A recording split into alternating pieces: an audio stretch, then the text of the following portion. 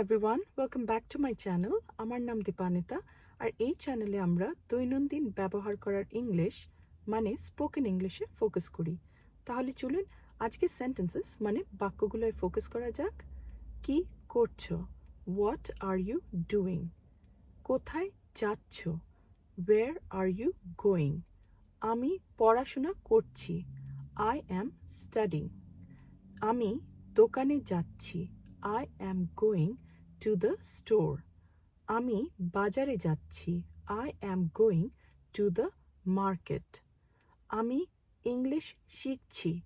I am learning English. আজকের জন্য এইটুকুনি থাকলো। ভালো থাকবেন, সুস্থ থাকবেন আর প্র্যাকটিস করতে একদমই ভুলবেন না।